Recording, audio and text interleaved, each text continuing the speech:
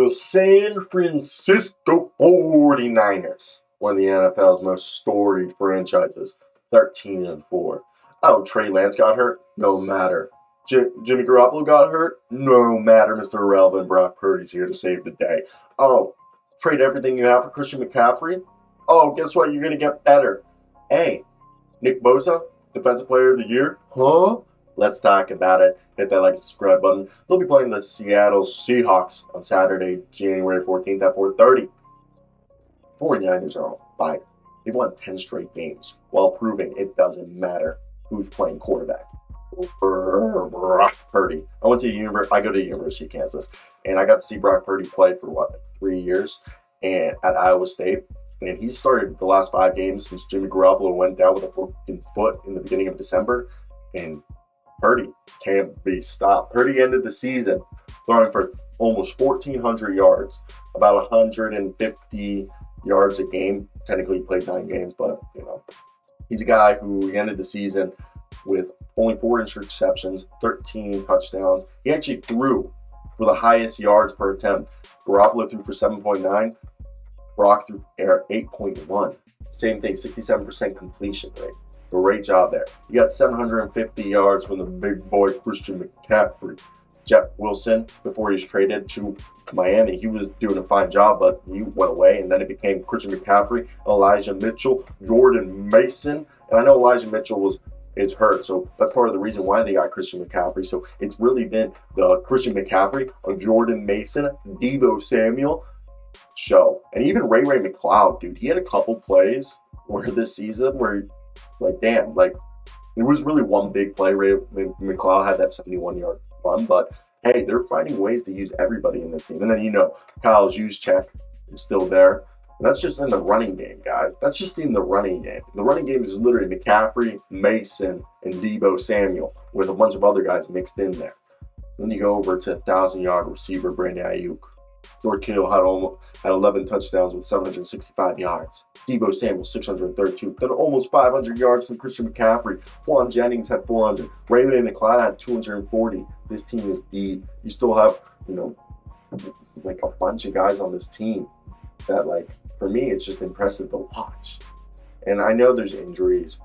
Dre Greenlaw, Kevin Gibbons, Ambry Thomas, Aaron Banks, but who cares? Who cares? This team, there's no unit better on defense when healthy. Nick Bosa. And I know people are going to be like, oh, will Purdy have a harder time in the postseason? The guy plays with himself in the scheme. And opposing defenses allegedly need 4 games to get on tape. But look, I think they can win. And the bottom line, the 49ers are arguably the most complete team in the NFL. They have a top 10 defense to go along with an elite, probably the best defense in the league, with players who have been around since they reached the Super Bowl in February of 2020. It's more than enough to get them a 3rd win over Seattle this season. Why wouldn't you believe in this 49ers team? This 49ers team's capable of doing things that I don't think people, thought they were going to be able to do. And for me, when you watch this team, it is good football. Good football. It's because they're coached by one of the best coaches in the NFL, Kyle Shanahan. Let's talk about that defense. Riley Warner, arguably the best linebacker. Dre Greenlaw, we don't know if he's going to be playing, but if he's there, he's the dog. Also, Talano Hafanga, their new safety, 4 interceptions. Tavarius Ward, he's been a dog. Now he had 1 interception. But Tosh Gibson, who knew Tosh Gibson was still in the NFL? Tosh Gibson, still in the NFL, had 5 picks.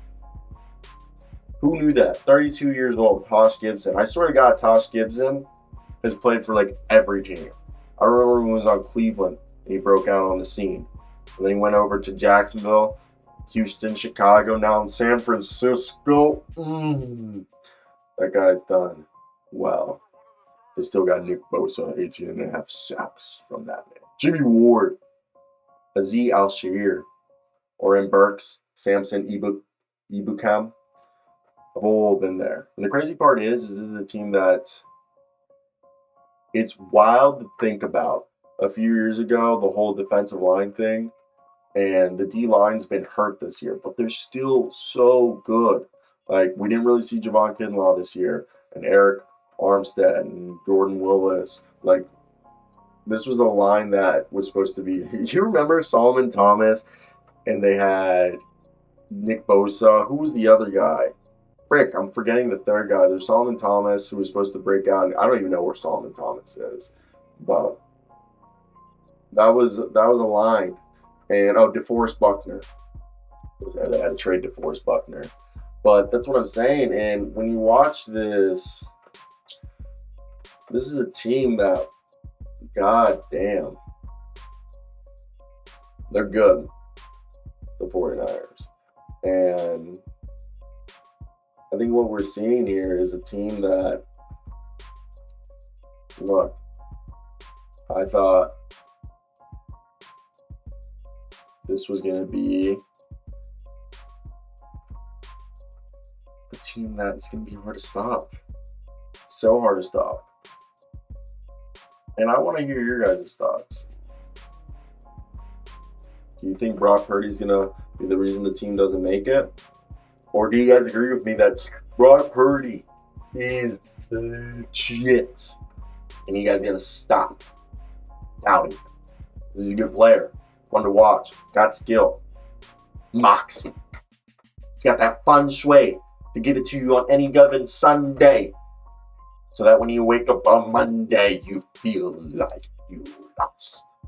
To the 49ers and Brock Purdy, Christian McCaffrey. If you kids don't know this, my girlfriend went to the same high school as Christian McCaffrey. She went to school with his brothers, Dylan and Luke. But obviously, she's my age. She's a year younger than me.